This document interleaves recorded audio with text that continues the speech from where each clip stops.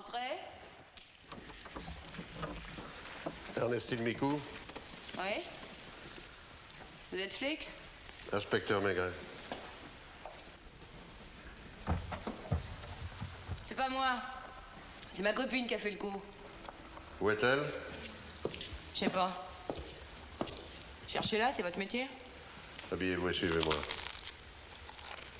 Je vais d'abord finir mon sandwich. Habillez-vous et suivez-moi.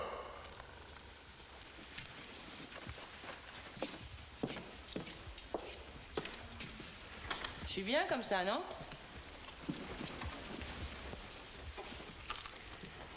J'ai un mandat d'arrêt. Habillez-vous et suivez-moi. Vous allez m'arrêter, je veux bien. Mais par-dessus le marché, faut pas me demander de vous aider. Je suis chez moi, il fait chaud, j'ai le droit d'être à poil. Bon, ça va, sale! Sale flic! Sale flic de merde! Ernestine Jussieu, née Micou, dite la Grande Perche. Urgent. Oui? Voilà les personnes, monsieur Maigret. Vous vous souvenez, monsieur le commissaire? La Grande Perche. Vous m'en voulez toujours. Vous savez, il faut que je vous dise tout de suite. Vous vous êtes trompé pour moi il y a 17 ans. J'ai fait 10 mois de tôle pour rien. C'est ma copine Lulu qui a piqué l'argent. Vous voyez, monsieur le commissaire, tout le monde peut se tromper. Même vous? C'est pour ça que vous êtes venu? Non. C'est pour Alfred. C'est qui, Alfred? Alfred Jussieu, mon mari. Un vrai mari, avec un vrai mariage à l'église. C'est lui qui a voulu. Il a gardé de la religion. Vous le connaissez peut-être, monsieur le commissaire. On l'appelle Alfred le Triste. Celui des coffres-forts. Oui. C'est un client de Boissier. Enfin, si vous voulez. L'inspecteur Boissier, il a arrêté 2 ou 3 fois.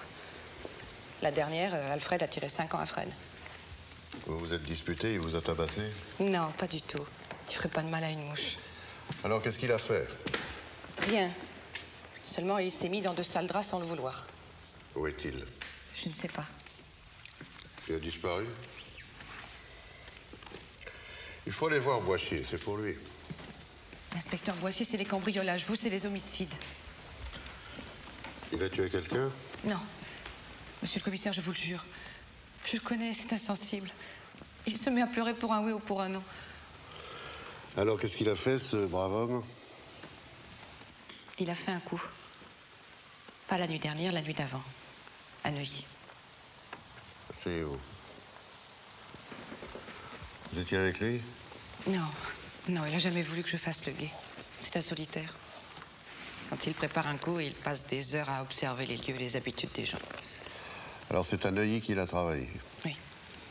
La veille du cambriolage, il m'a dit qu'il avait été arrêté par les flics derrière le jardin d'acclimatation, en revenant de Neuilly pour un contrôle d'identité. Et vous ne l'avez pas revu depuis? Non. Mais il m'a téléphoné à 5 h du matin. Je dormais pas, j'étais inquiète. J'ai tout de suite compris au son de sa voix qu'il y avait un pépin. Il arrivait presque pas à parler. Vous n'avez aucun meurtre à signaler dans les dernières 24 heures du côté de Neuilly? Une femme. Pas de corps repêché dans la Seine. Personne n'a signalé de coup de feu. Merci. Appelez le commissaire divisionnaire Maigret si vous avez quelque chose. Pourtant, je n'invente rien. Il m'a bien dit au téléphone qu'il avait vu une femme étendue derrière le bureau qui le fixait avec des yeux morts. Même qu'elle tenait le récepteur du téléphone dans la main. Elle avait la poitrine toute sanglante. Ce serait plus simple s'il était là pour confirmer, monsieur Alfred. Il a eu peur quand il a entendu la voiture qui s'arrêtait devant la grille. Il a vu la personne qui en sortait? C'était un homme. Et Alfred s'est enfui quand il est entré dans la maison.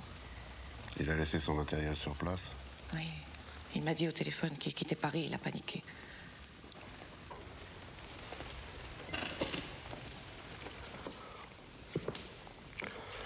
Est-ce qu'il n'aurait pas une petite amie, Alfred? Oh, ça non. J'en suis certaine. S'il en avait l'envie, je lui en trouverais tant qu'il veut. Ah bon? La vie est déjà pas si drôle. S'il vous écrit ou s'il vous téléphone, tenez-moi au courant. Vous aussi, monsieur le commissaire. Vous en savez peut-être long sur la vie, mais je pourrais peut-être vous aider. il y a des choses que les gens comme nous comprennent mieux que vous.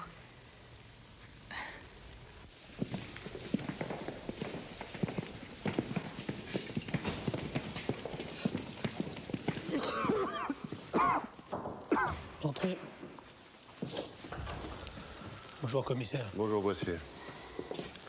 Dites-moi, vous connaissez Alfred Jussieu? Alfred Le Triste, oui. Qu'est-ce qu'il a encore fait? Je ne sais pas, sa femme sort de chez moi, il semblerait qu'il a eu un coup dur. Au moment de cambrioler un coffre-fort, il a découvert un cadavre dans la pièce. Ça pouvait arriver qu'à lui, ça. Mais avec ses capacités, il pourrait être millionnaire. Il connaît le mécanisme et l'emplacement de centaines de coffres, et à chaque fois, il a la poisse. Il tombe sur des titres, des papiers de famille, des bricoles, impossible à vendre. Sa femme est venue vous trouver? Oui, elle dit qu'il a quitté Paris, elle ne sait pas où il est. Vous savez où ça s'est passé?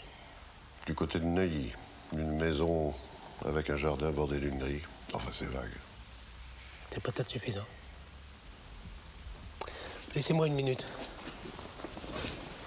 Vous rejoindre votre bureau.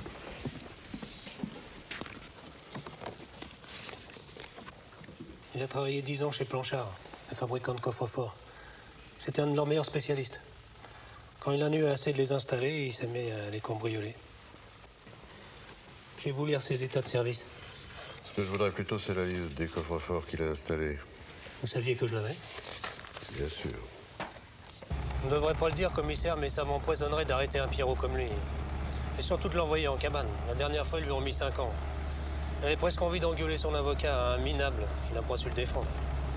Alfred, c'est un artiste. C'est un solitaire, il va pas jouer les durs dans les bistrots. Même si on l'envoie en tôle pour 10 ans, à peine sorti, il recommencera. C'est le genre de type qui est né gibé. Il trouve tout naturel d'être chassé. Ça doit être là. Arrêtez-vous un peu plus loin, en face du café.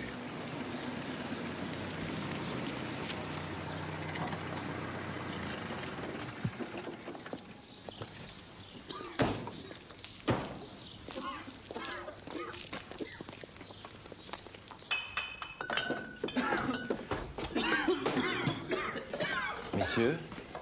Prenez un grog, Boissier. Non, commissaire, j'ai trop soif. Je prendrai un grand jus de citron. J'ai pas de citron. Alors un pastis avec beaucoup d'eau. Un verre de blanc. Dites-moi, est-ce que vous connaissez un dentiste dans le quartier? Oui, il y en a à l'autre côté de la rue. Je sais pas ce qu'il vaut. Je vois peu de clients entrer chez lui. Comment est-il? Beaucoup d'eau. Grand, comme vous, la cinquantaine. Je le connais un peu, parce qu'il vient de temps en temps boire un verre en cachette. En cachette. Oui, quand il entre ici, il jette toujours un coup d'œil du côté de sa maison. Et qu'est-ce qu'il boit? Du rouge, toujours du rouge. D'habitude, il vient vers 6h, 6h30, il boit 2 verres coup sur coup. Il s'essuie la bouche avec son mouchoir, il paye, et il s'en va. Pas très bavard.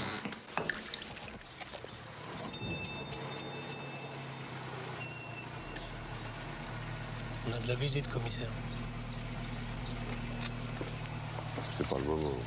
Monsieur le commissaire, vous avez aussi trouvé? J'ai la liste des coffres. J'avais vu Alfred la cacher et je connaissais l'endroit où il l'avait mise. Vous l'avez là? Non, je l'ai brûlée. Pourquoi? Je vais tout de même pas vous apporter des preuves contre lui. Vous y allez? Je peux vous attendre? Si vous voulez. Ça me ronge, cette histoire.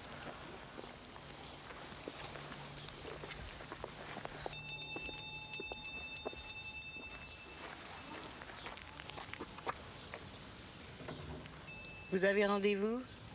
Nous désirons parler au docteur Serre, Le docteur ne reçoit que sur rendez-vous. commissaire Maigret, police judiciaire. Excusez-moi, monsieur le commissaire, mais mon fils ne tient pas beaucoup à la clientèle de passage.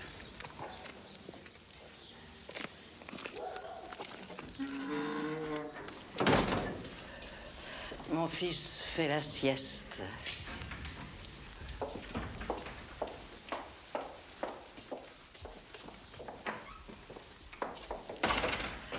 Installez-vous, je vous en prie. Je vais chercher.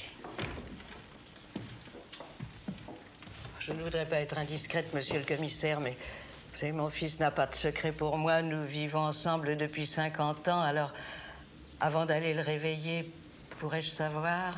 Votre fils n'est pas marié? Si, il est marié. Sa femme est ici. Elle n'y est plus, monsieur le commissaire. J'espère qu'elle n'a pas fait de bêtises. C'est à cause d'elle que vous êtes ici?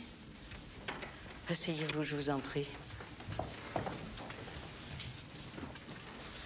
Après la mort de sa première femme, mon fils ne voulait plus se remarier, puis il a fait la connaissance d'une personne d'un certain âge qui était une de ses clientes et qui vivait seule à Paris. Ils se sont mariés. Oui, je l'ai encouragé en me disant qu'ainsi, il ne resterait pas seul. Je ne suis pas éternelle. Je comprends. Elle est morte récemment. Morte? Vous en parlez au passé. C'est vrai, oui. C'est parce qu'elle nous a quittés. Quand vous a-t-elle quitté? Il y a 2 jours. Il y a 2 jours. Donc lundi. Oui. Elle vous a donné les raisons de son départ? C'est assez délicat à expliquer, monsieur le commissaire. Surtout pour un homme. Nous traversons toutes, plus ou moins, à un moment donné de notre vie, une période ingrate où nous ne sommes plus tout à fait nous-mêmes. Rien nous irrite, nous nous faisons des idées sur tout. Des idées fausses, bien sûr. Je comprends, oui. À la fin, elle ne rêvait plus que de la Hollande, son pays d'origine. Elle est donc partie lundi. Oui, elle a pris le train de nuit. Votre fils l'a conduite à la gare? Non. Elle a appelé un taxi. Elle est allée en chercher un au bout de la rue. Elle ne vous a pas donné signe de vie depuis son départ? Je ne crois pas qu'elle en éprouve le besoin. Il n'a jamais été question de divorce. Nous sommes catholiques, monsieur le commissaire. Mais pourrais-je savoir la raison de votre visite? Il est arrivé quelque chose à Maria? Pourriez-vous me dire, madame, le plus exactement possible, comment s'est déroulée la soirée de lundi ici, dans la maison? Eugénie a aidé ma belle-fille à faire ses bagages. Eugénie? Oui, c'est notre femme de ménage. Elle vient tous les jours de 9h du matin à 5h de l'après-midi. Est-ce que votre fils est sorti ce soir-là? Ce soir-là, Oui, avant le dîner. il est allé faire sa promenade comme d'habitude. Il est allé prendre l'apéritif. Oh non, il ne boit pas. Jamais? Seulement un verre de vin coupé d'eau à chaque repas. Vous avez dîné à quelle heure? Dès qu'il est rentré, il fait toujours le même tour. C'est une habitude qu'il a gardée du temps où nous avions un chien. Vous vous êtes mis à table tous les 3? Nous avions déjà commencé à dîner quand Maria est descendue. Il n'y a pas eu de discussion? Non, le dîner s'est passé en silence. Je sentais que mon fils...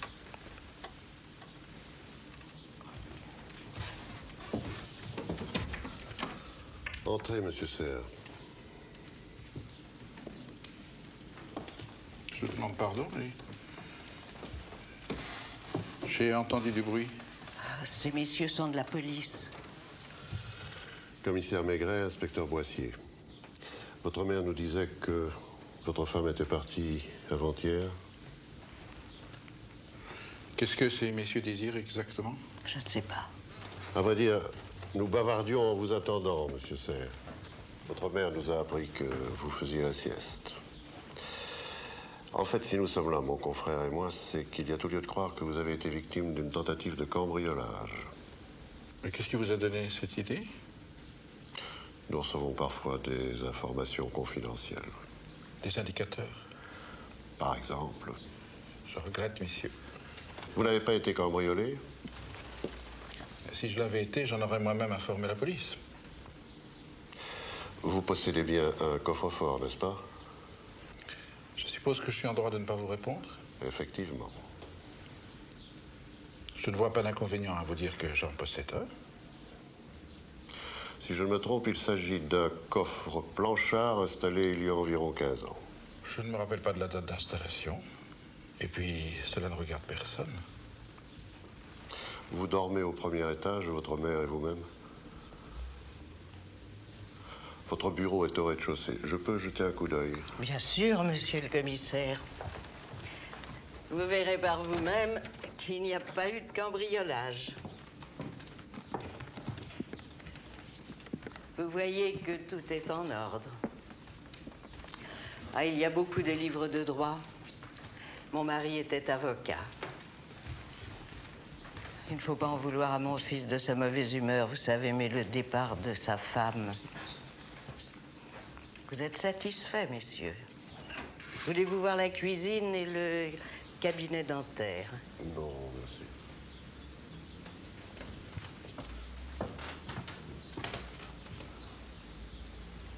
Vous avez remplacé ces carreaux récemment? Il y a 5 jours. La fenêtre était restée ouverte pendant l'orage. Nous avons eu 2 carreaux de cassés. Vous avez fait venir un vitrier? Non, c'est mon fils qui les a remplacés. C'est toujours lui qui fait les petits travaux dans la maison. Ça suffit, maman, ne répondez plus. Ces messieurs n'ont aucun droit de nous importuner.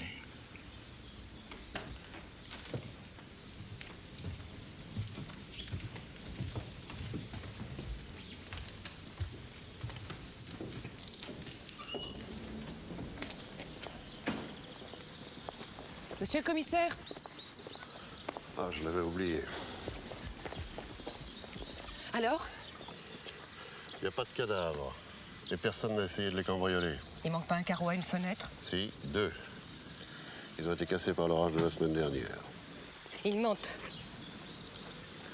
Il y a sûrement quelqu'un qui ment. Et vous pensez que c'est moi? C'est peut-être Alfred.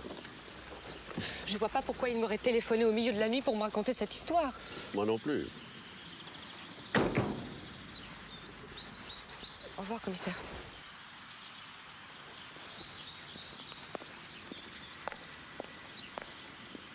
On n'a peut-être rien raconté du tout de notre ami Alfred.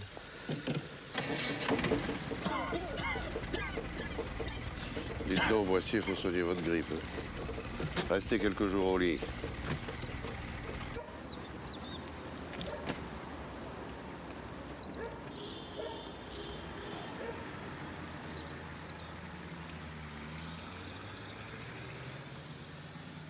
Mais à cette heure-là, ça pouvait pas être pour nous. C'était Ernestine qui est descendue. J'ai entendu parler assez longtemps. Et Alfred, il est parti à quelle heure la veille? Vers 10-11 heures. Au premier. Merci.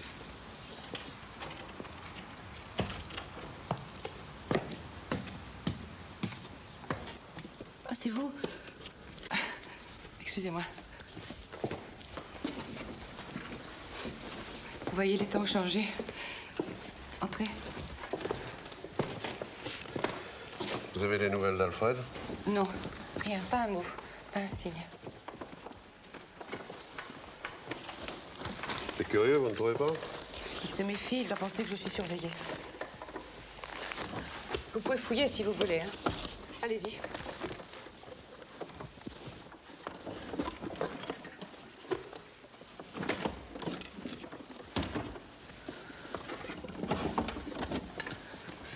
Vous savez, j'y réfléchis. Il faut bien que quelqu'un ait menti. Vous n'avez pas plus de raison de me croire que les autres. Vous voulez un café? Non, merci, Ernestine.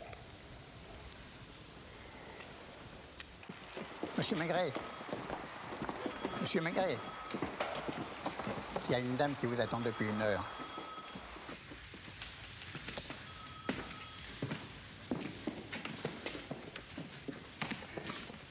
Monsieur le commissaire, Entrez, madame. La fumée ne vous gêne pas? Non, mon fils fume le cigare. J'étais vraiment désolée hier de la façon dont il vous a reçu. Je l'ai sans doute mal élevé. Je n'avais pas d'autre enfant. Quand mon mari est mort, Guillaume n'avait que 12 ans. Je l'ai gâté.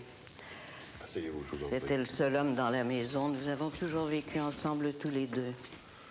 Je croyais qu'il avait été marié une première fois. Sa femme n'a pas vécu longtemps. Combien d'années après leur mariage est-elle morte? 2 ans. Et voyez comme c'est curieux, monsieur le commissaire. Avec Maria aussi, il n'a vécu que 2 ans. Qui était sa première femme? Une personne d'excellente famille, une veuve. Elle avait des enfants? Non. De quoi est-elle morte? Une crise cardiaque. Je voulais vous téléphoner hier soir, monsieur le commissaire, et puis j'ai préféré venir vous voir. Il s'agit sûrement d'un malentendu. Nous n'avons rien à cacher. Le carreau de la fenêtre du bureau, quand a-t-il été brisé? Les deux carreaux, je vous l'ai déjà dit. Au moment de l'orage de la semaine dernière. La fenêtre était restée ouverte. C'était dans la journée? Oui, il était 6 heures du soir. Donc après le départ de la femme de ménage? Oui, puisqu'elle part à 5 heures. Enfin, vous devez comprendre, monsieur le commissaire, que nous n'avons rien à cacher. Je vous fais remarquer, madame Serre, que vous êtes venue ici de votre plein gré. Oui. C'est vous qui me demandez de vous poser des questions.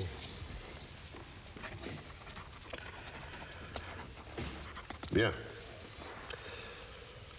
Reprenons les événements à partir du dernier repas que vous avez fait ensemble, votre belle-fille, votre fils et vous-même. Où se trouvaient les bagages à ce moment-là? Dans le couloir. Qui les avait descendus? Eugénie avait descendu les 2 valises et Guillaume s'était chargé de la malle. Une grosse malle? Oui, une malle cabine. Ma belle-fille voyageait beaucoup avant son mariage.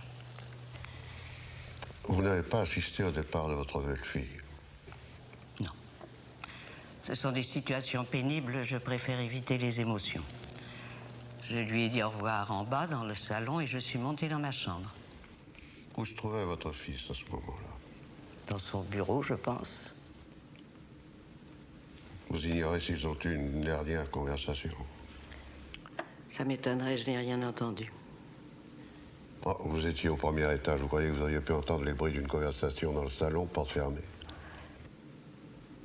J'ai l'oreille fine. J'entends craquer une lame de parquet à l'autre bout de la maison. Qui est allé chercher le taxi? Maria, je vous l'ai déjà dit. Elle est restée longtemps dehors? Assez longtemps, oui. Il n'y a pas de station de taxi à proximité. Elle a dû attendre un taxi en maraude. Que s'est-il passé après son départ? Vous êtes descendu? Non. C'est Guillaume qui est monté dans ma chambre. Il était ému. Il était comme vous l'avez vu. Il savait que sa femme ne reviendrait pas. Il s'en doutait. Si elle avait l'intention de revenir, elle n'aurait pas emporté toutes ses affaires.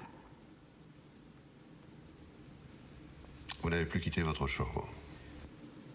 Non. Votre fils est resté avec vous? Un moment, oui. Il n'est pas sorti de la maison? Non. Pourquoi faire? Où garde-t-il sa voiture? Notre garage est à 100 mètres. De sorte qu'il peut prendre sa voiture sans être vu. Entrez. Bonjour, patron. Entre, Jean-Louis. Tu as du nouveau? Oui. Tu peux entrer.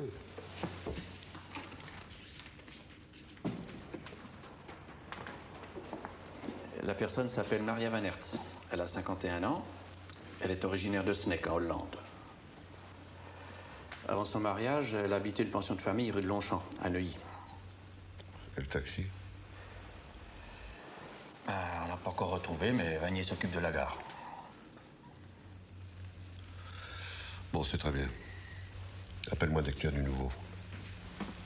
Je suis venue pour répondre franchement à vos questions. Je ne comprends pas ce qui se passe.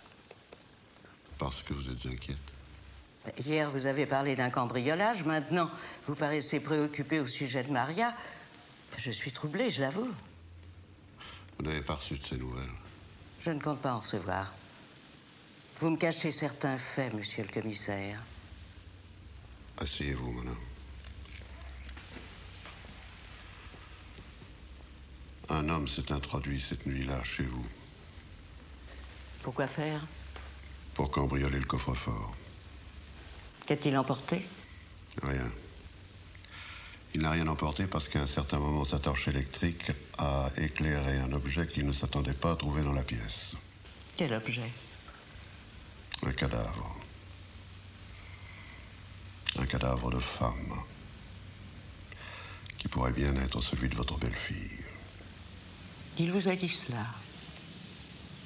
Pourquoi ne demandez-vous pas à cet homme de venir répéter devant moi ces accusations en face. Il n'est pas à Paris. Vous ne pouvez pas le faire venir? Vous avez sans doute de bonnes raisons de croire en cet homme, un cambrioleur, plutôt qu'en une vieille femme de 77 ans qui n'a jamais fait de mal à personne. Monsieur Maigret, je vous demande instamment de venir chez nous. Je vous ouvrirai toutes les portes, je vous montrerai tout ce que vous voulez voir. Je vous remercie, madame.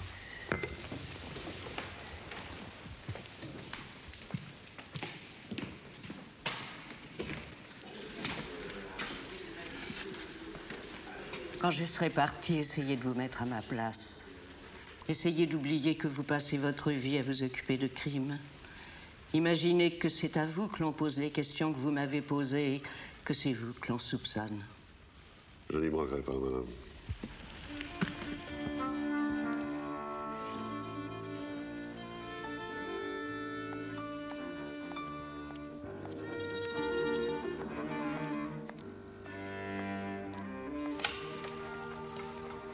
Salut, garçon, ici Maigret.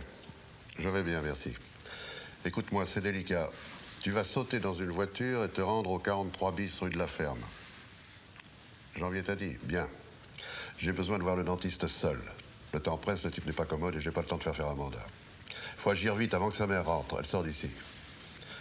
Tu l'emmènes sous un prétexte quelconque, raconte-lui ce que tu voudras, que tu as besoin de son témoignage. C'est pas très légal, je sais.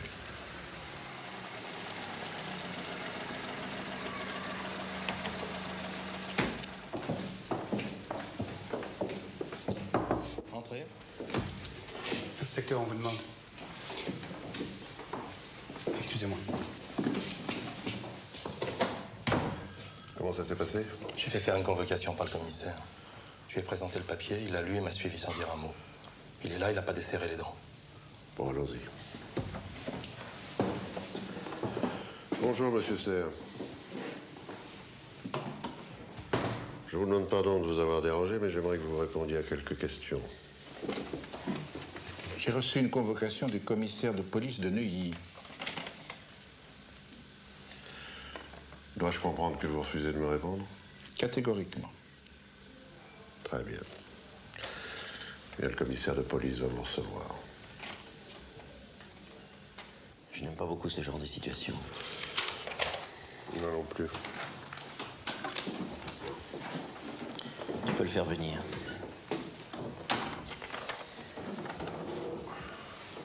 Qu'est-ce qu'on lui reproche? Il a peut-être tué sa femme. Entrez. Asseyez-vous, monsieur Serre. Il s'agit d'une vérification, je n'abuserai pas de votre temps. Vous pouvez rester, garçon. Vous êtes bien le propriétaire d'une voiture qui porte le numéro minéralogique RS 8822L. Quand vous en êtes-vous servi pour la dernière fois? Je suppose que j'ai le droit de savoir pourquoi vous me posez ces questions. Supposons que votre voiture, ou plutôt son numéro, nous ait été fourni comme celui d'un véhicule ayant renversé quelqu'un. Quand? Lundi soir. Où? À proximité de la Seine. Ma voiture n'est pas sortie du garage. Quelqu'un peut s'en être servi à votre insu. Difficile, le garage est fermé à clé. Vous affirmez que vous n'avez pas utilisé votre voiture lundi soir, ni plus tard dans la nuit. Et où sont les témoins de l'accident? Je n'ai pas d'autres questions à vous poser, monsieur Serre. Vous pouvez disposer.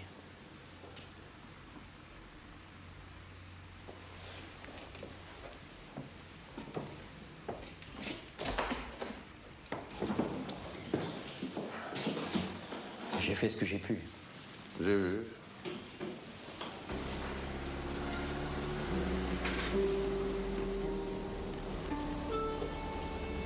Arrêtez-vous une minute.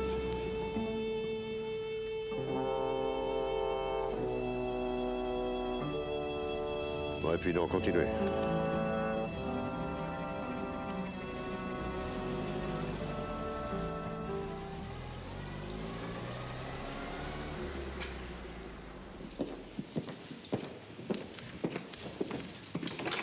Commissaire, vous avez du nouveau? Rien du tout. J'ai reçu ça. Alfred? C'est son écriture. Le Havre. Répondez-moi franchement. À supposer qu'il revienne à Paris. Vous voulez savoir si on l'arrêterait? Oui. On ne peut pas l'arrêter puisqu'il n'a pas été pris en flagrant délit. Et que d'autre part, Guillaume Serre ne porte pas plainte. Et ni même qu'on se soit introduit chez lui. Alors, le laisserai tranquille. À moins qu'il n'ait menti et qu'il se soit passé autre chose. Patron, j'ai d'autres tuyaux. Bon. Au revoir, commissaire. Au revoir. Je suis allé à la pension de famille dont je vous ai parlé. Il y a surtout des étrangères, des Belges, des Anglaises, des Américaines, qui visitent les musées, noircissent des cartes postales. Maria Van Hertz y a vécu 1 an. Elle écrivait presque chaque semaine des lettres de 8 à 10 pages. Toujours la même personne, une amie qui habite Amsterdam, dont j'ai le nom. Elle est venue la voir une fois à Paris. Elles ont partagé la même chambre pendant 3 semaines. Elle s'appelle Gertrude Hosting. C'est la femme d'un brasseur, on va facilement retrouver l'adresse. Elles ont dû continuer de s'écrire. Oui, enfin, c'est ce que j'ai pensé. Est-ce que Torrance est là? Il est rentré ce matin. Appelle-le. Tu vas aller te planquer rue de la Ferme, à Neuilly, en face du 43 bis. Pas besoin de te cacher, hein, au contraire. Si tu vois sortir un malabar dans ton genre, suis-le ostensiblement. C'est tout? Oui. Fais-toi remplacer une partie de la nuit. Bon appétit. Merci, patron. Appelez-moi la police du Havre.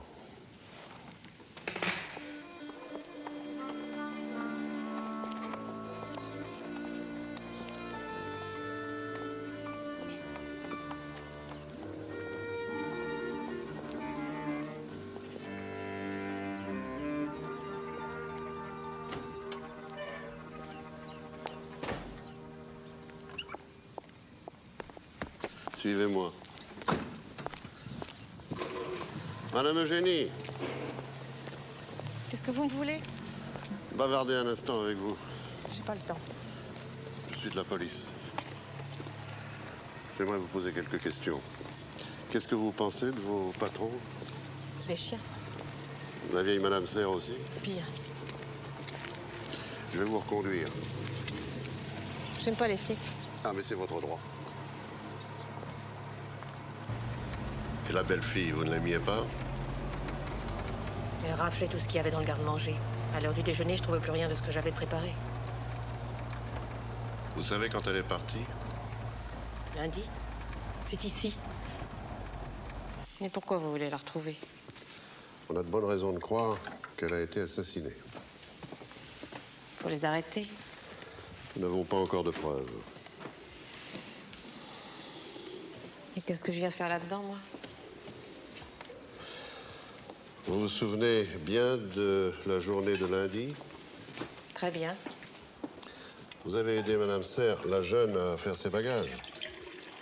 Ça m'a pris toute la matinée. Elle emportait beaucoup d'effets personnels. Des tas. Elle avait au moins une trentaine de robes. Elle ne jetait rien. Elle ne les portait plus, mais elle les aurait jamais données. Avare? Comme tous les riches.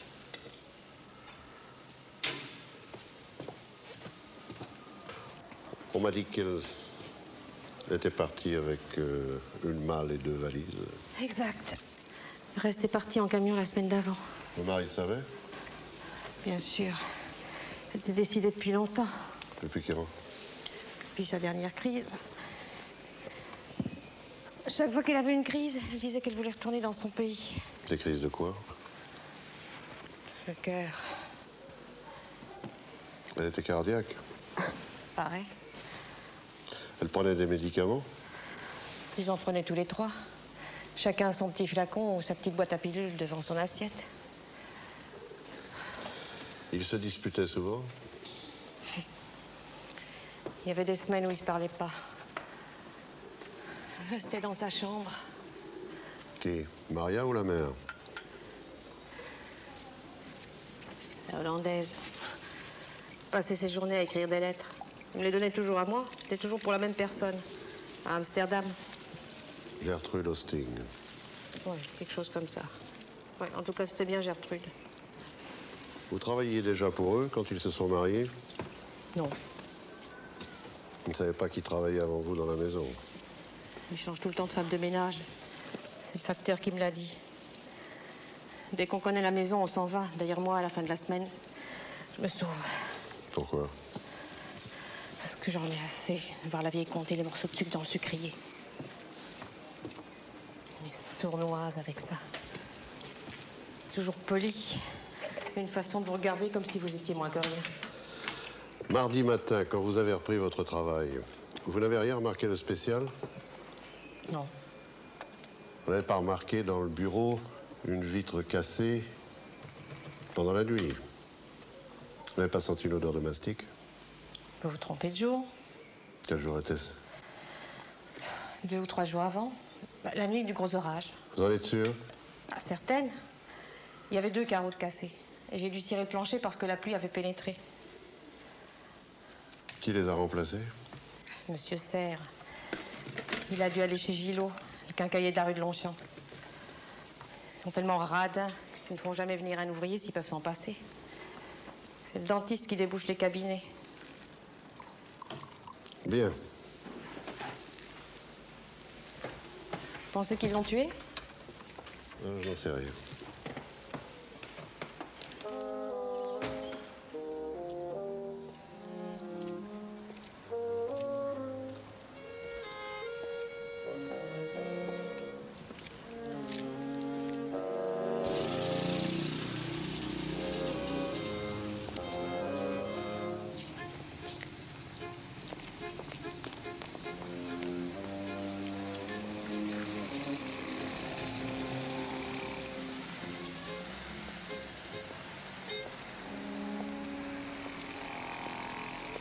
Une minute.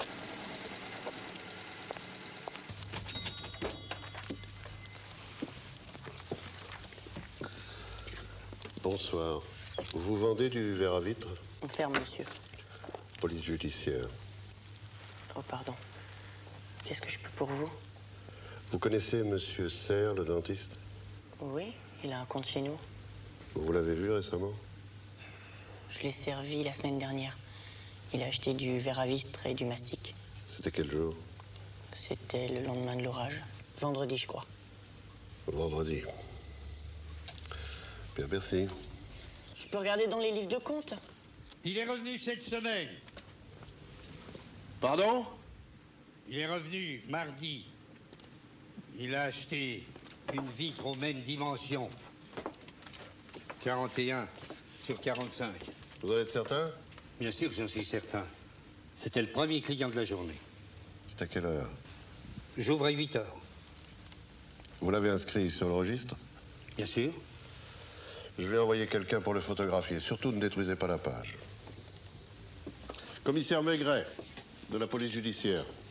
Ah, excusez-moi. C'est pas très légal. Mais du moment qu'ils ont menti au sujet des carreaux cassés, ça a moins d'importance. Qu'est-ce qu'on fait si le dentiste me surprend? Attendez qu'il soit couché. Je vais entrer. Torrance monte la garde devant la maison. Le garage n'est pas visible de leur fenêtre.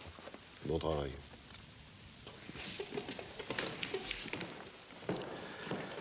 Bonsoir, patron.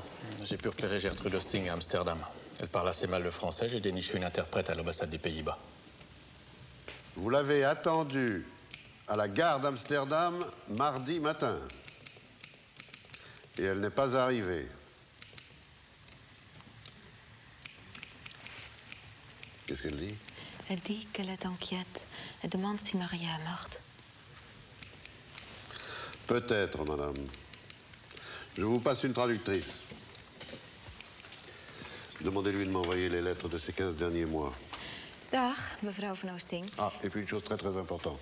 Dites-lui qu'il faut qu'elle saute dans un taxi et qu'elle passe au bureau central de la police d'Amsterdam pour déposer une plainte concernant la disparition de son amie, Madame Maria Serre, née Van Hertz. C'est urgent. Goedenavond, mevrouw Van Oosting. Sorry, ik ben de vertaalster van de heer Maigret. Bonsoir, commissaire. Alors voici cette grippe déjà terminée. Presque, ça va mieux, merci. J'aime pas rester au lit. Et puis cette histoire d'Alfred, ça me tracasse. Oui, on se verra plus tard.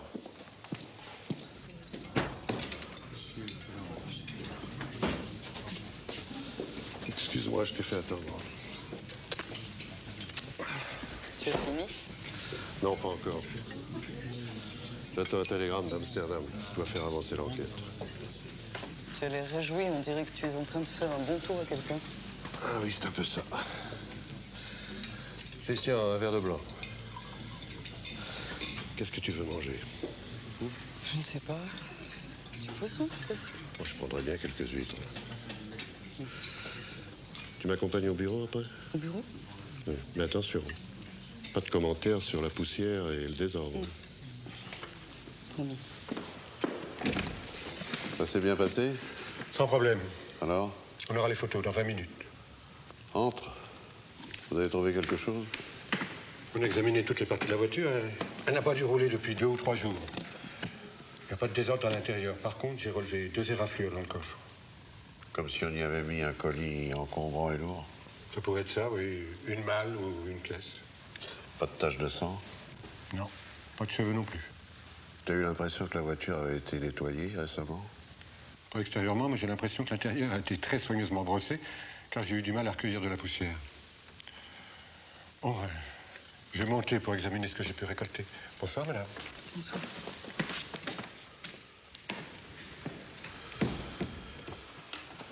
Tu n'as pas sommeil? Non.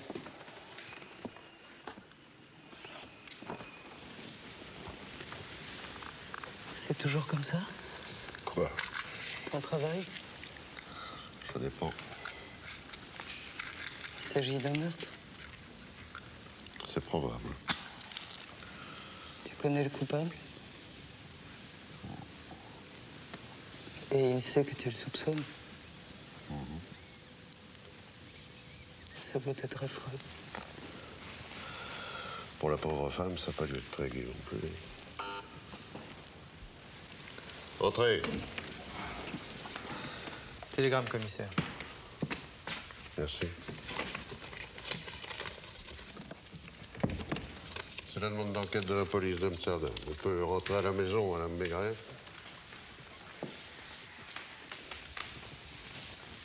Et les photographies?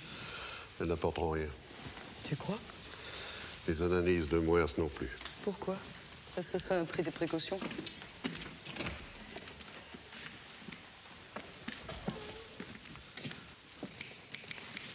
Je n'ai trouvé que ça à la place du conducteur. C'est de la poussière de briques.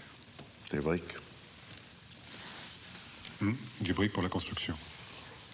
Ah ben c'est bien, c'est déjà quelque chose. Mais j'aurai surtout besoin de toi tout à l'heure. Tu viendras avec tes hommes et tes appareils et tu sortiras le grand jeu. Il faut vraiment impressionner le bonhomme. C'est dur? À sa manière, oui. Je t'appellerai de là-bas. Vous pourriez peut-être aller faire un tour sur les quais Boissier. Essayez de savoir s'ils n'ont pas débarqué des briques la semaine dernière. D'accord.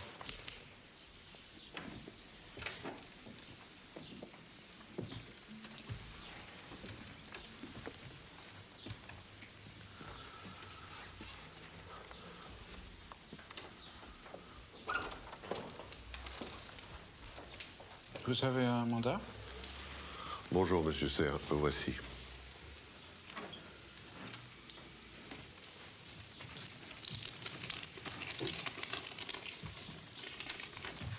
Comme vous le voyez, c'est un mandat de perquisition. Une information est ouverte au sujet de la disparition de Maria Serre, née Van Hertz, sur plainte de son amie Gertrude Hosting. Qu'est-ce que c'est, Guillaume? Rien, maman. Ces messieurs désirent visiter la maison. Remontez dans votre chambre.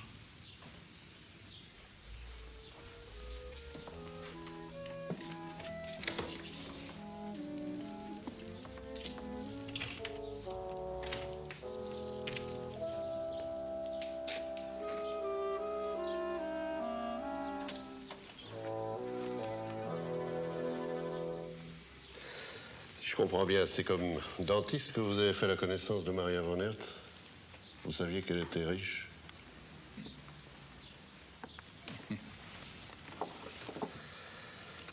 Le docteur Dubuc était le médecin de votre femme, n'est-ce pas? Il soignait Maria Van Hertz avant notre mariage, oui. Vous saviez en l'épousant qu'elle avait une maladie de cœur? Elle m'en avait parlé.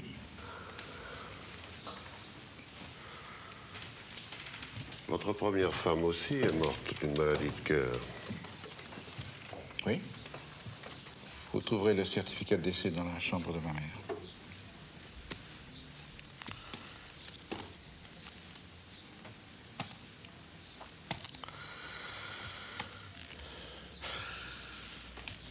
Vous pouvez me montrer une photo de votre père, monsieur Serre?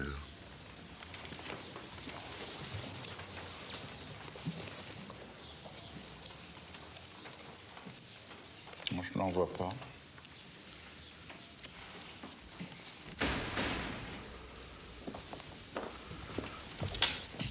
Plein gaz. Tu passes la maison pas une fois. Vous pensez que ça va l'impressionner? Ça finira bien par impressionner quelqu'un.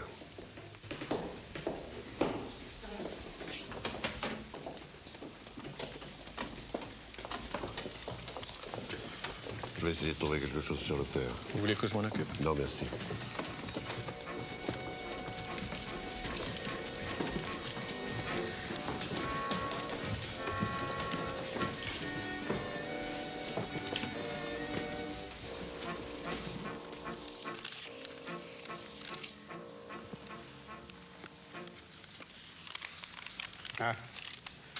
Ah, voilà.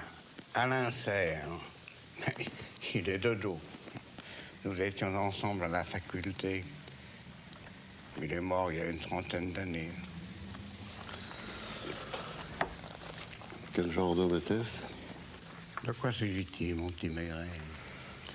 De son fils, qui est dentiste. Oh, le gamin. Je l'ai jamais vu. Je savais qu'il existait. Et Alain et moi, nous faisions partie d'une bande de joyeux lurons pour qui la vie de famille n'était pas le souci principal. C'est pas sa femme, là? Ah non, c'était sa maîtresse. Sa femme, je ne l'ai pas connue. Il habitait du côté de Neuilly. Mais il restait longtemps avec la petite danseuse, la Josette, une sacrée gaillarde. On l'appelait l'engoulevent. Ils sont en haut, ils n'ont rien trouvé.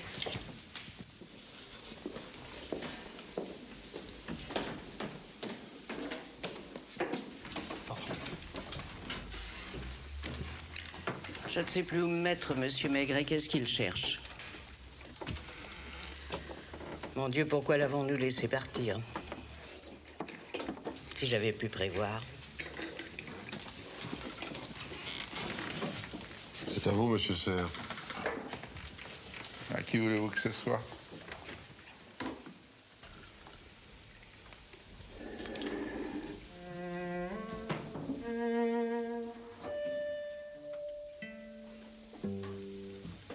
Il buvait? Oh, il avait une bonne descente. On menait la grande vie. C'est inoubliable. Alors, Janvier? Rien. Enfin, rien d'intéressant. Juste le certificat de décès de sa première femme et du père. Ils sont à la cave. Essaie de trouver une photo du père. J'aimerais bien voir sa tête, moi.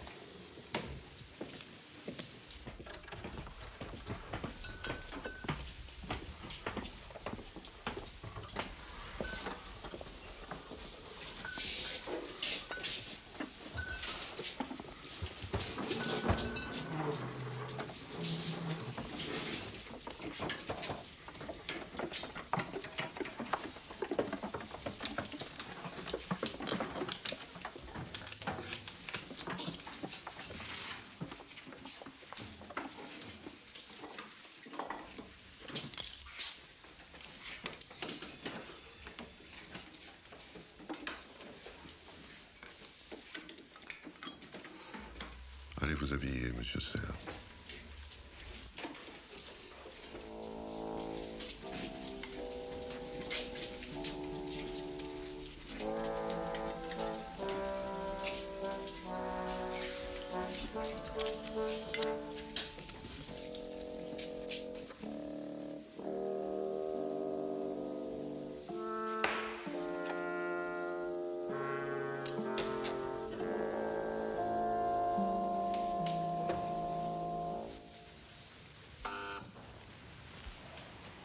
Oui.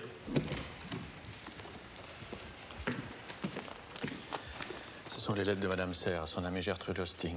On vient les recevoir d'Amsterdam. Commencez par les plus récentes.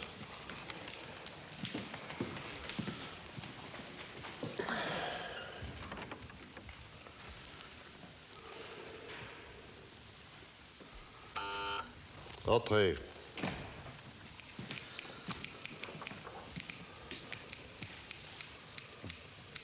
Merci, Langlois. Ne pars pas sans m'avertir.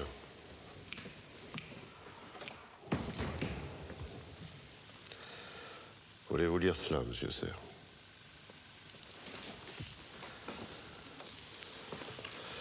C'est la photographie d'une page du registre de la quincaillerie Gillot, la page de mardi dernier. Celle où est inscrite la vente d'une vitre de 41 sur 45 et d'une demi-livre de mastic. Le premier client de la matinée. Vous rendez-vous compte de ce que cela implique?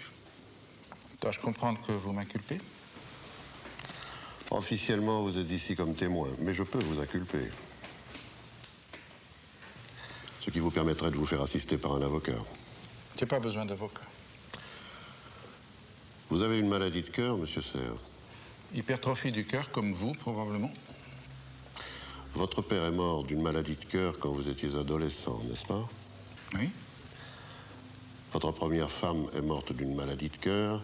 Maria Van Hertz souffrait également d'une maladie de cœur.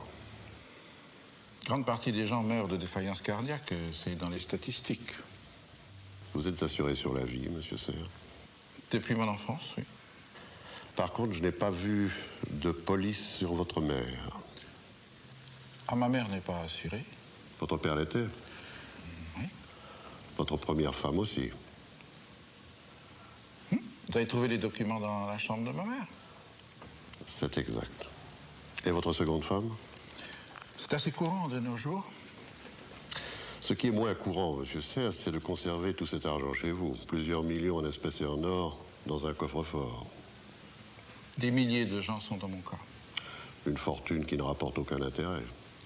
Vous oubliez les impôts exceptionnels, les dévaluations successives, les lois monétaires plutôt décourageantes. Je comprends. Vous admettez que votre intention était de cacher ces capitaux et de frauder le fisc. Votre seconde femme, Maria, savait que cet argent était enfermé dans votre coffre? Évidemment. Son argent s'y trouvait jusqu'à son départ.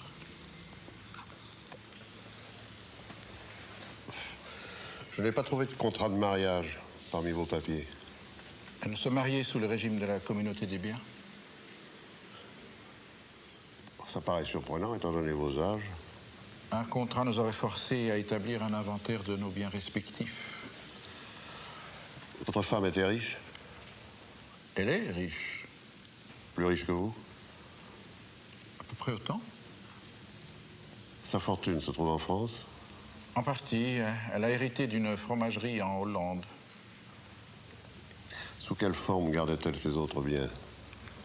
Principalement en or. Déjà avant de vous connaître?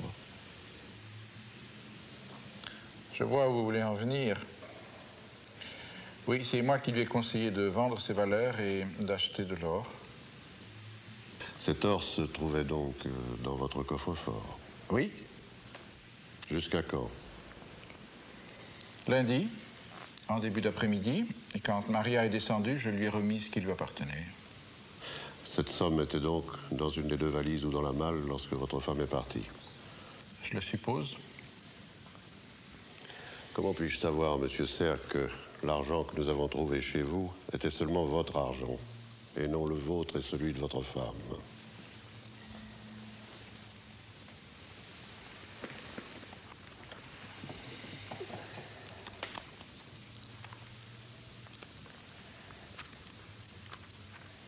Que signifie le N et le M? Nous, enfin, ma mère et moi, nous avons toujours vécu en mettant nos fonds en commun, sans distinction de ce qui m'appartient et de ce qui lui appartient. Le M était donc pour Maria? Effectivement. Il y a un certain chiffre qui apparaît à intervalles réguliers. Sa participation aux frais du ménage. Votre femme payait une pension mensuelle? Non, en réalité, elle ne me versait pas d'argent directement puisqu'il était au coffre, mais son compte était débité d'autant.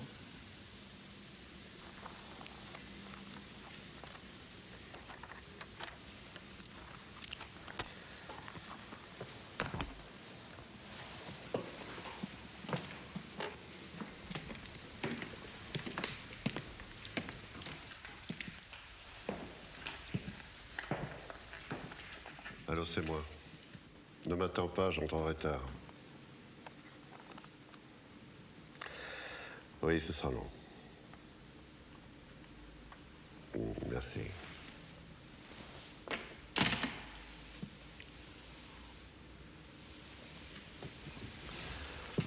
Tu as trouvé une photo du père? Non. Madame Serre m'a dit qu'elle n'en avait plus.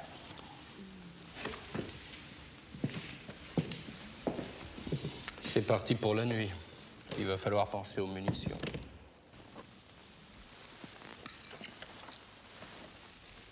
Vous permettez? Vous avez pensé à cette troisième vitre, monsieur Serre? Non. Vous avez tort. Il serait préférable pour vous de trouver une explication plausible. Je n'en recherche pas. Vous persistez à soutenir que vous n'avez remplacé qu'une seule fois les carreaux de votre fenêtre. Le lendemain de l'orage, la semaine dernière. Vous affirmez que depuis, vous n'êtes plus retourné chez le quincaillier, malgré cette page du livre de compte.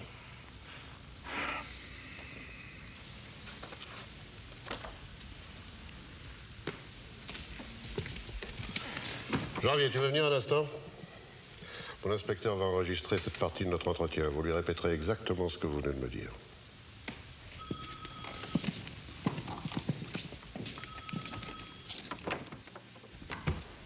Après tout ce que je t'ai écrit sur ma vie ici, sur G et sur ma belle-mère, tu dois bien comprendre ce qui m'arrive. Je te raconterai tout cela. Je partirai lundi soir. Le temps passera vite. Je ne peux pas supporter plus longtemps la vie ici, mais... Ça y est, patron. C'est fait.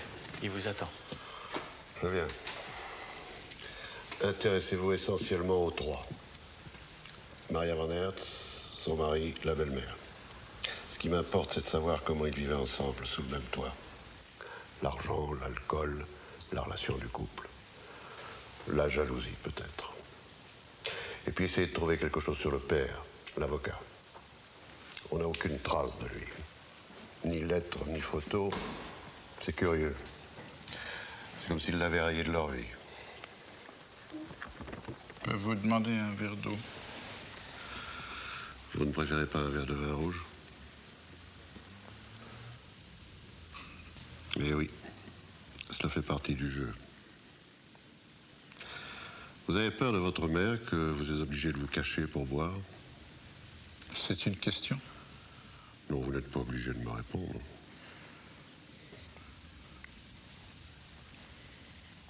Le père de ma mère était alcoolique.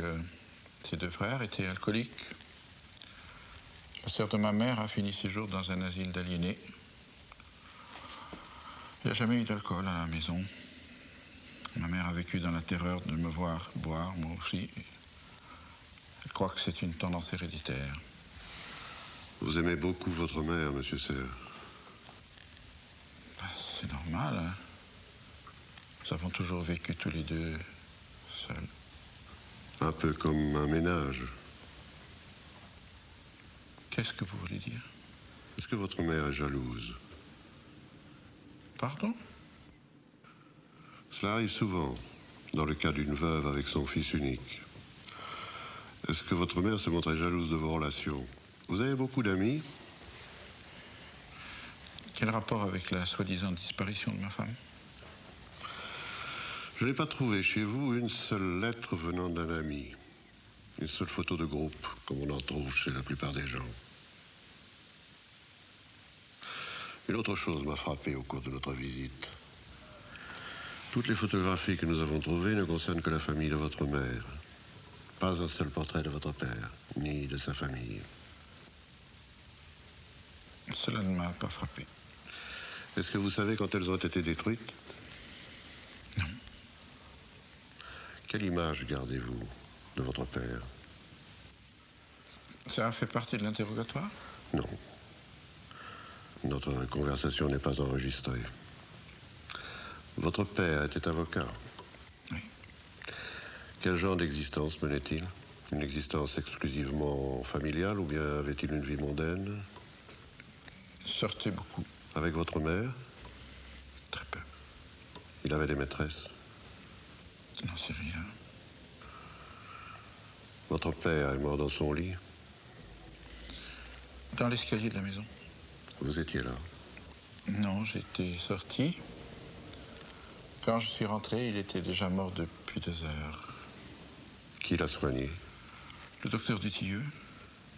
Il vit encore? Non, il est mort il y a plus de 10 ans.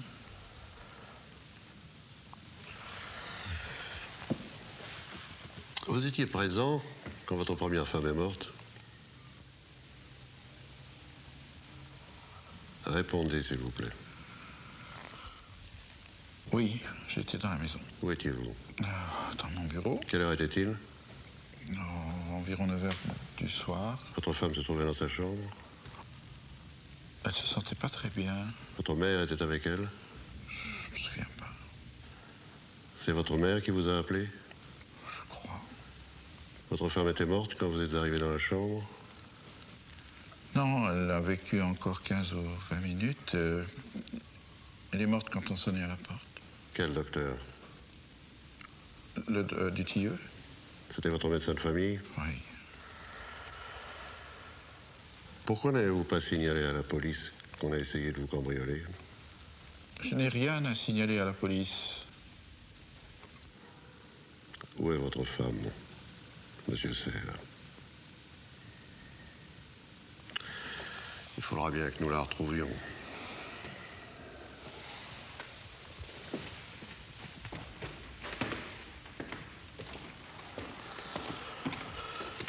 Je reviens à toi. Apporte-lui de l'eau. Elle est dans la salle d'attente. Qui? La mère.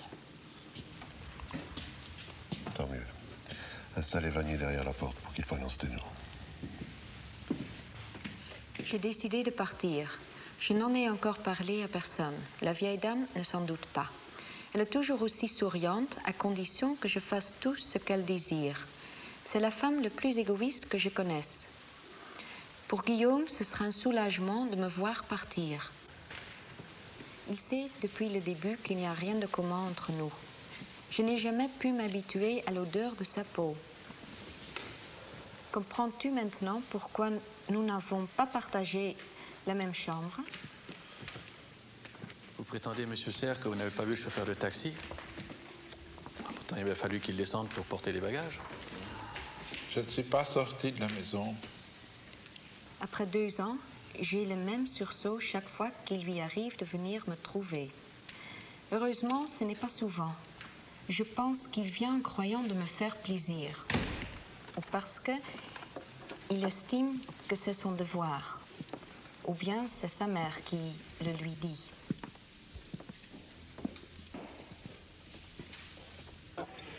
Ne t'inquiète pas, je pense que je vais en avoir pour toute la nuit. Qu'est-ce que tu fais? Je t'embrasse.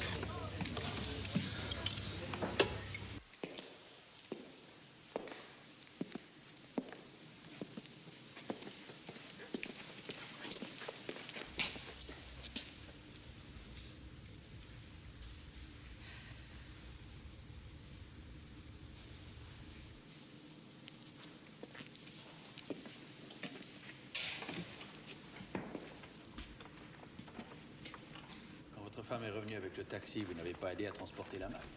Non, j'étais dans mon bureau et les persiennes étaient fermées. Combien y avait-il de bagages? Une malle et 2 valises.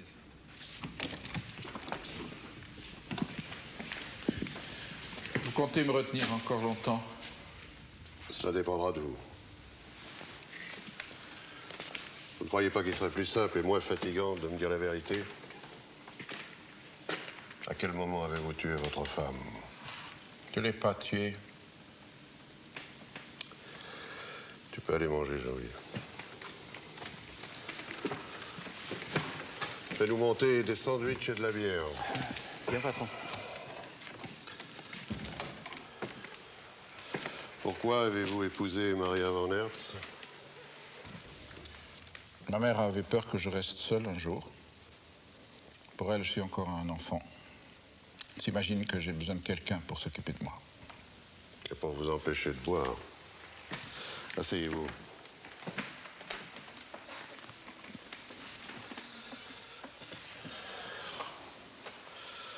Votre père a perdu beaucoup d'argent. Je comprends pas. Vous n'avez pas entendu dire que votre père menait, comme on dit, la grande vie? Il sortait beaucoup. Et il dépensait sans compter. Peut-être. Votre mère lui faisait des scènes? Ce n'est pas dans nos manières. Au fait, combien vous a rapporté votre premier mariage? Nous ne parlons pas le même langage, monsieur Maigret. Vous êtes bien marié sous le régime de la communauté des biens. Je vous l'ai déjà dit.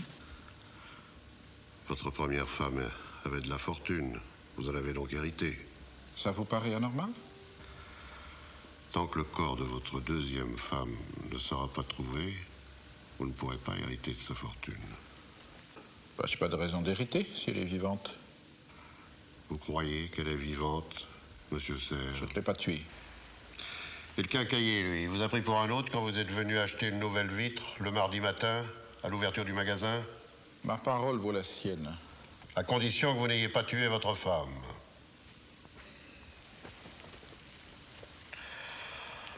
Le mardi matin, vous avez trouvé la maison en ordre. Rien de particulier dans votre bureau? Rien de particulier et pas de caisse à outils. Je l'ai redit plusieurs fois. Une information est ouverte, donc vous avez le droit de m'interroger, monsieur Maigret. Mais votre inspecteur m'a déjà posé toutes ces questions et vous recommencez. Hein. Vous essayez de m'avoir à l'usure. Moi, je peux prévoir que ça va durer toute la nuit. Alors, pour gagner du temps, je vous répète que je n'ai pas tué ma femme. Et je vous avertis que je ne répondrai plus aux questions qui m'ont déjà été posées. Votre mère est ici. Elle est dans la salle d'attente depuis plus de 2 heures.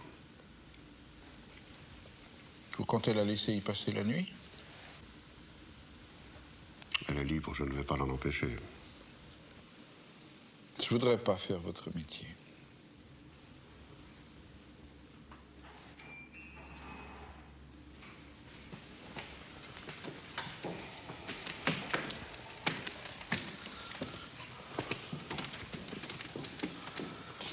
Vous voulez manger quelque chose? Ah oui, je veux bien, merci.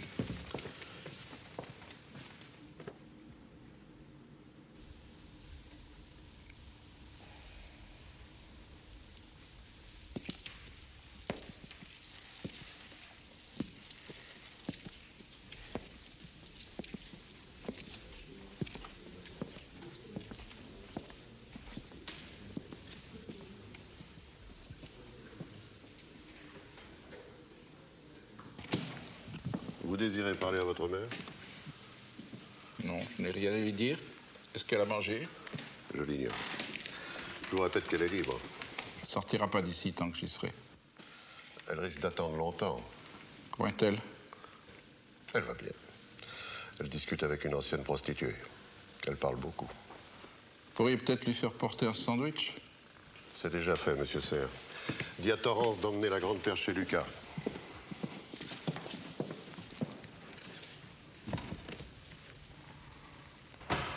Alors, qu'est-ce qu'elle a raconté à un moment? Elle voulait savoir si j'étais déjà venue, pourquoi j'étais là.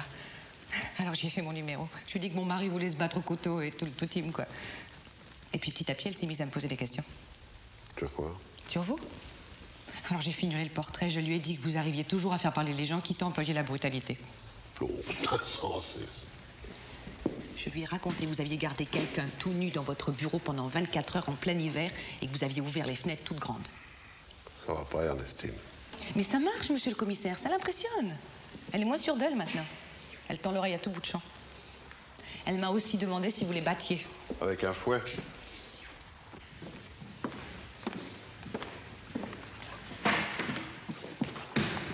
Mais ça va pas, non?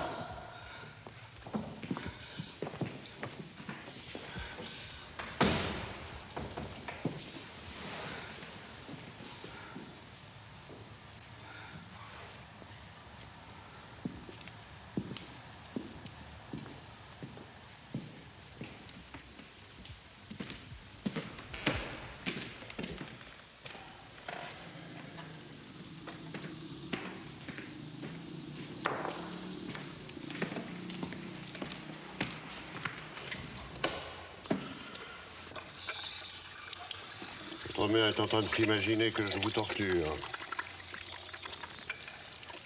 Qu'est-ce que vous lui avez raconté? Oh, moi, rien. C'est probablement la fille qui attend avec elle. Ces gens-là adorent inventer des histoires pour se rendre intéressants. Je peux la voir? Qui? Ma mère. Non. Je crois que je vais l'interroger moi-même. Ma mère ne sait rien. Et vous? Moi non plus. Vous m'obligez à l'interroger comme je l'ai fait pour vous. Vous n'avez aucune pitié. Aucune pitié pour qui? Pour une vieille dame. Maria Van Hertz aussi aurait bien voulu devenir une vieille dame.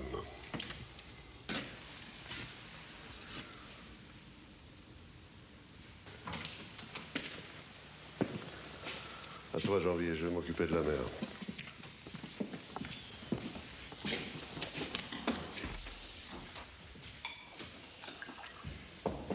Entrez.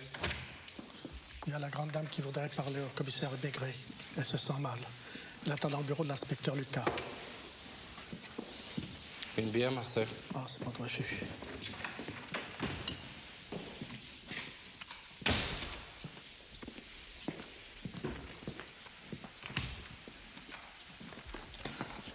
Fermez la porte, commissaire.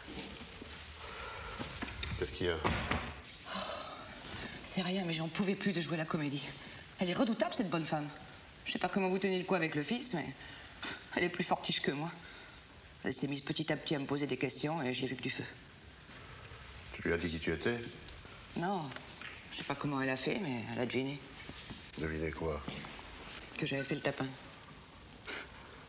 Elle m'a posé un tas de questions sur la vie en prison, et sans en avoir l'air, et je me suis laissé embobiner.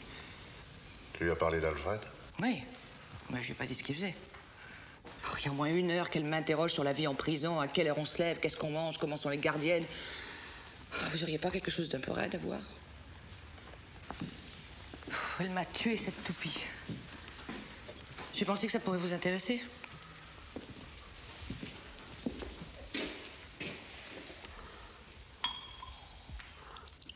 T'as parlé de son fils? Non, mais elle sursaute à chaque fois qu'on ouvre une porte.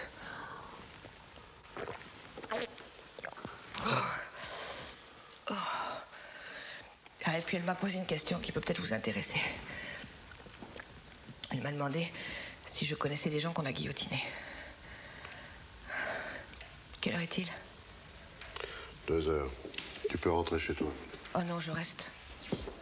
Ce sont des photos de Madame Van Hertz. Elles étaient dans une enveloppe avec un mot de Madame Austin qui pense que cela peut vous être utile. J'ai trouvé quelque chose d'intéressant pour vous. Ce sont des gens qui ont horreur de voyage. Ils n'ont quitté la France qu'une seule fois, quand le père vivait encore. C'était pour aller à Londres. Il paraît d'ailleurs qu'ils ont tous eu le mal de mer pendant la traversée et qu'ils ont dû se faire soigner par le médecin de bord. Tout ça pour te dire que quand j'ai proposé d'aller 2 jours au carnaval de Nice, ils n'ont tout d'abord rien dit, comme d'habitude.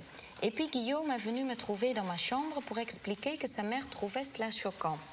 Il m'a supplié de renoncer à ce projet. J'avais laissé les tiroirs de ma table de nuit entrouverts et il y a jeté machinalement un coup d'œil. Je l'ai vu devenir tout pâle. Il a touché le petit automatique que j'avais acheté pour mon voyage en Égypte et m'a demandé s'il était chargé. Je lui ai montré que le chargeur était vide. Il m'a alors demandé si j'avais des cartouches. J'ai répondu qu'il devait y en avoir quelque part. Une demi-heure plus tard, ma belle-mère est arrivée et m'a expliqué qu'il n'était pas concevable pour une femme d'avoir une arme et que je devais la lui remettre. J'ai refusé parce que je la garde comme souvenir. J'ai réfléchi, monsieur Serre. Vous n'avez pas menti autant que je le croyais. Maria ne devait pas disparaître. Vous n'aviez aucun intérêt à sa disparition. Elle devait réellement prendre le train de nuit pour la Hollande. Je ne sais pas si elle devait mourir chez vous ou après son départ, une fois dehors. C'est bien cela, n'est-ce pas? Elle devait mourir d'une mort naturelle, ou plutôt d'une mort qui pouvait paraître naturelle. Mais cela ne s'est pas déroulé comme vous l'aviez prévu, et vous avez dû faire disparaître le corps et les bagages. Il y a un autre détail qui me trouble. Vous vous êtes dit adieu, et pourtant elle est retournée dans le bureau, puisque son cadavre s'y trouvait aux environs de minuit. Ne me répondez pas, je vous demande seulement de suivre mon raisonnement. Je viens d'apprendre que votre femme avait un pistolet automatique. Vous avez peut-être tiré pour vous défendre, je suis prêt à vous croire. Vous êtes affolé et vous avez abandonné le corps pour chercher votre voiture dans le garage. Vous avez tort, monsieur Serre. Tôt ou tard, nous retrouverons le corps et je suis persuadé que l'autopsie révélera qu'elle a été tuée par balle. Ce que je me demande, c'est si la balle a été tirée par votre revolver ou par le sien. Si la balle a été tirée par le revolver de votre femme, on peut imaginer qu'elle est venue pour vous réclamer quelque chose et qu'elle vous a menacé. Question d'argent, par exemple. De toute façon, votre tête n'est pas en jeu, la préméditation n'existe pas. Vous pouvez même plaider la légitime défense. Ce qui reste à expliquer, c'est pourquoi votre femme, sur le point de partir, est venue vous menacer avec une arme. Qu'est-ce que vous en pensez? Rien. Vous êtes toujours décidé à vous taire? Je réponds docilement à vos questions. Votre femme n'est pas venue vous réclamer des comptes et elle ne vous a pas menacé. Ma femme ne m'a jamais menacé. Ne soyez pas aussi catégorique, monsieur Serre, vous pourriez le regretter plus tard. C'est vous qui supplierez les jurés de croire que votre vie ou celle de votre mère était en danger.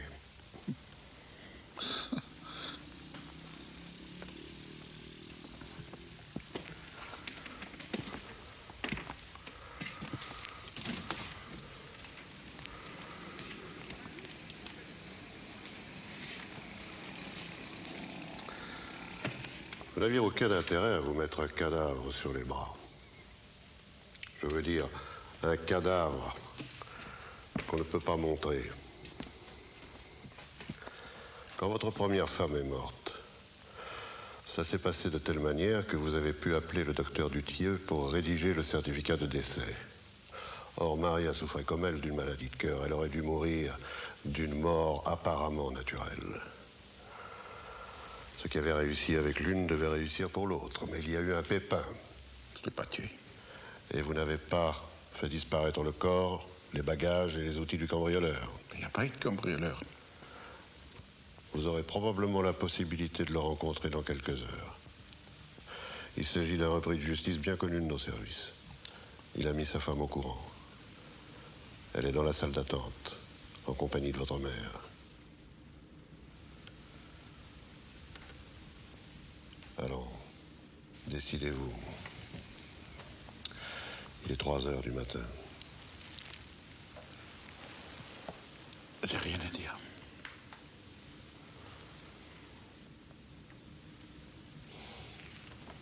Bien. Vous me mettez dans l'obligation de questionner votre mère. J'aurais préféré ne pas tourmenter une vieille dame.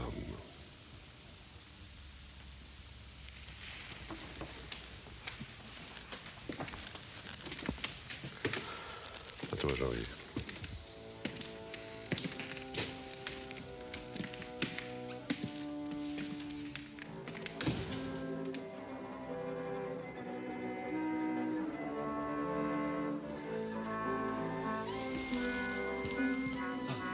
Ça y est, j'ai trouvé, commissaire.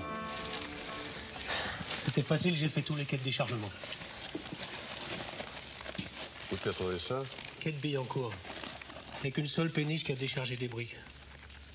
Quand? Lundi dernier. Elles sont toujours là. Il y a de la poussière rouge le long du quai sur plus de 100 mètres. Moi, je confirme que c'est la même que celle qu'il a trouvée. Téléphone à la fluviale de commencer les recherches. C'est déjà fait. Voulez-vous venir un instant, madame Serre?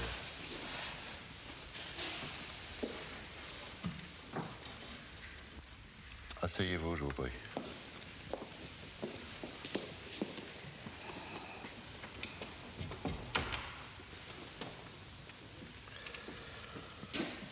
Votre fils a une maladie de cœur, n'est-ce pas? Il a toujours eu le cœur fragile, oui. Je n'aime pas annoncer les mauvaises nouvelles, surtout à une personne de votre âge. Mais il a tué sa femme. Il vous l'a dit? Il nie encore, mais nous avons des preuves. Quelles preuves avez-vous? Nous avons retrouvé l'endroit où il a jeté le corps, dans la Seine, quai de Billancourt. Ah. Votre fils refuse de plaider la légitime défense, il a tort. Je suis sûr que sa femme l'a menacé avec une arme quand elle l'a rejoint dans son bureau. Ou alors elle vous a menacé, vous. Il a essayé de la désarmer, le coup est parti accidentellement. Il y a une troisième hypothèse. Votre fils a tiré le premier avec son propre revolver qu'il gardait dans le tiroir de son bureau. Je ne sais rien, j'étais dans ma chambre. Vous n'avez rien entendu? Que la porte qui sort fermée, le bruit d'un moteur dans la rue? Le taxi? Je suppose, puisque ma belle-fille avait parlé d'en chercher un. Vous n'êtes pas sûr? Je ne l'ai pas vu. Cela aurait pu être la voiture de votre fils. Il m'a affirmé qu'il n'était pas sorti. Quand vous êtes venu me voir spontanément, vous étiez sûr que votre belle-fille avait quitté la maison en taxi. Je suis toujours. Mais vous n'en êtes plus sûr.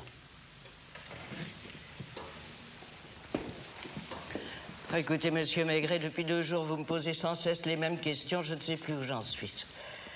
Puis j'ai attendu des heures dans l'antichambre, je n'en peux plus. Pourquoi êtes-vous venu cette nuit, madame Serre? Il est tout de même normal que je sois près de mon fils dans une situation pareille. Vous le suivriez en prison? Je comprends pas. Si j'inculpais votre fils, est-ce que vous prendriez sur vous une partie de son acte? Puisqu'il n'a rien fait. Vous en êtes sûr? Pourquoi aurait-il tué sa femme?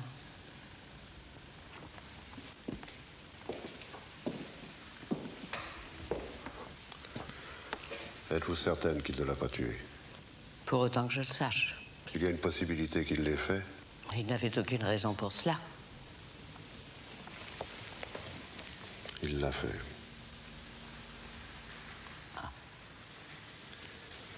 Dès que le procureur de la République arrivera au palais, je demanderai l'inculpation de votre fils. Je dois vous dire qu'il n'a aucune chance de s'en tirer. Pour lui, c'est la peine capitale.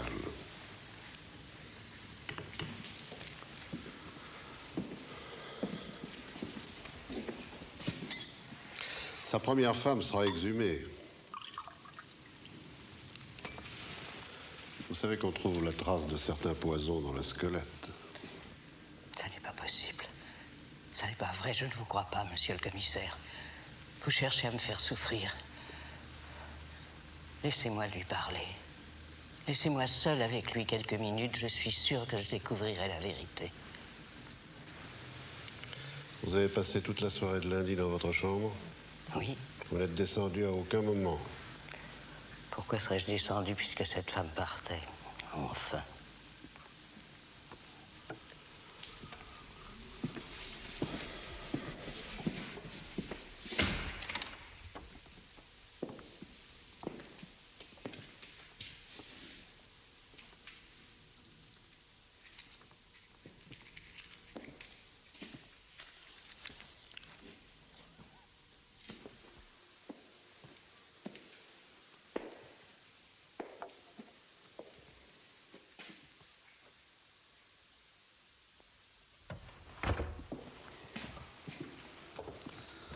Votre fils n'a tué ni sa première, ni sa seconde femme. Comment? Il n'a pas non plus tué son père. Qu'est-ce que vous voulez dire? Laissez-moi parler, madame Serre. Nous allons essayer de régler cette affaire aussi proprement que possible. Ne nous occupons pas des preuves. Pour le moment, elles viendront plus tard. Ce dont je suis à peu près certain, c'est que votre première belle-fille a été empoisonnée. Je peux même certifier qu'elle ne l'a pas été avec un de ces poisons violents, arsenic ou autres, qu'on emploie habituellement. La première femme de votre fils, comme la seconde, souffrait d'une maladie de cœur. Or, vous savez que certaines drogues, inoffensives pour des personnes en bonne santé, peuvent être mortelles pour des cardiaques. Dans une lettre à son ami, qui m'a beaucoup intéressé, Maria raconte que vous auriez fait un voyage en Angleterre avec votre mari et votre fils et que vous auriez tous les trois été malades pendant la traversée. à tel point que le médecin de bord a dû vous soigner. Vous savez ce qu'on prescrit contre le mal de mer? Non, je l'ignore. Vraiment? On donne en général de l'atropine. Or, une dose un peu trop forte d'atropine peut être fatale pour un cardiaque. De sorte que mon mari serait mort d'une... Nous en parlerons plus tard de votre mari. Même s'il est impossible d'en établir les preuves, ce que nous savons, c'est que dans les dernières années de sa vie, il a mené une existence désordonnée et il gaspillait sa fortune. Votre fortune. Vous avez toujours eu peur de la misère, Madame Serre. Non, pas pour moi, monsieur le commissaire, pour mon fils. Mais cela ne prouve pas que j'aurais pu tuer. Plus tard, votre fils s'est marié. Une autre femme a vécu dans votre maison. Une femme qui portait votre nom et avait les mêmes droits que vous. Cette femme avait elle aussi une maladie de cœur. Elle était riche, plus riche que vous. Vous insinuez que je l'ai empoisonné après avoir empoisonné mon mari? Oui. J'ai sans doute aussi empoisonné ma seconde belle-fille. Probablement parce qu'elle emportait son argent. Comme par hasard, elle avait elle aussi une maladie de cœur.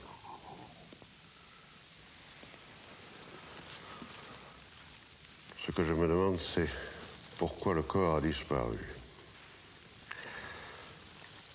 Si elle avait été seulement empoisonnée à l'atropine, il suffisait d'appeler un médecin qui, étant donné l'état de santé de Maria, aurait conclu à une crise cardiaque. Cette crise pouvait même se produire plus tard, à la gare ou dans le train. Vous paraissez très sûr de vous, monsieur Maigret. Je suis persuadé qu'il s'est passé quelque chose, un événement imprévu qui a poussé votre fils à tirer sur sa femme.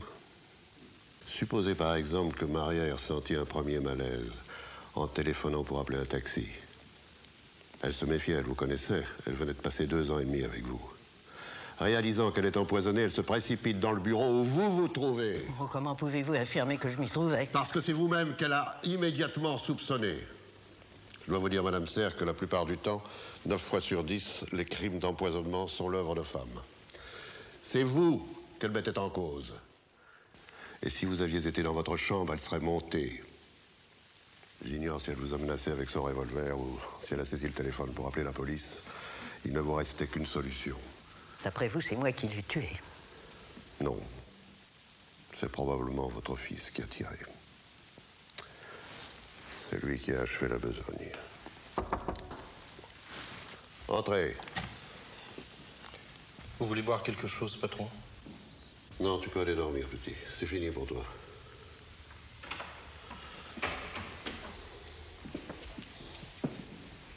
Votre fils est décidé à prendre toute la responsabilité sur lui et je ne vois pas comment l'en empêcher.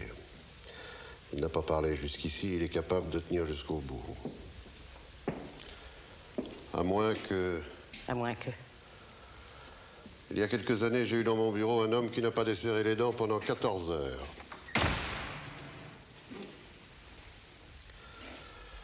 Votre fils est persuadé que vous avez agi à cause de lui, par crainte de le voir sans ressources, et aussi par jalousie. Or, c'est faux. Ce n'est pas pour lui que vous avez peur de la misère, Madame Serre, c'est pour vous. Ce n'est pas pour lui que vous avez tué. Et si vous êtes ici cette nuit, c'est parce que vous avez peur qu'il parle. Peu vous importe qu'il finisse ses jours en prison ou qu'il soit exécuté, si vous avez la certitude de ne pas être inquiété et de pouvoir encore continuer à vivre dans votre maison, à compter votre argent. Asseyez-vous, Madame Serre.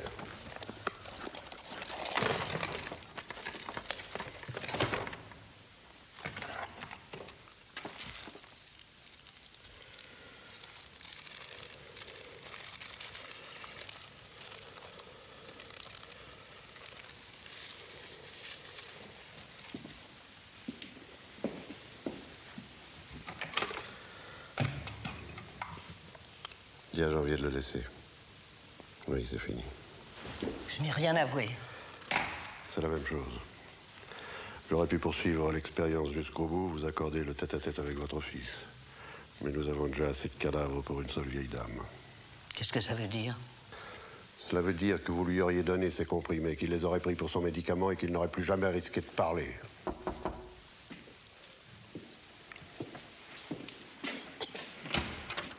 La fluviale vient d'appeler de Billancourt.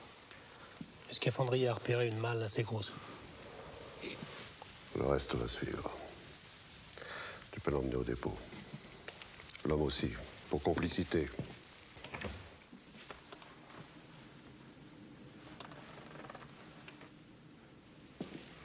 Ils sont toujours là? Ils s'en vont.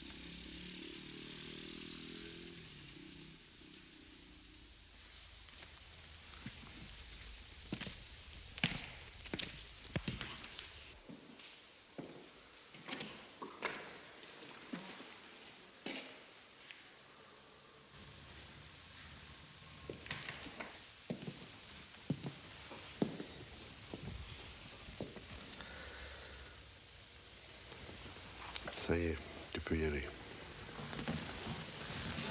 Il a avoué? Non. C'est elle.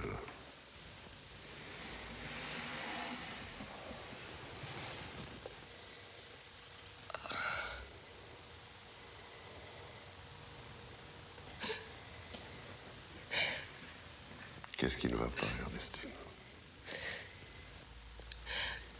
Rien, monsieur le commissaire. Mais vous auriez pu pas me croire.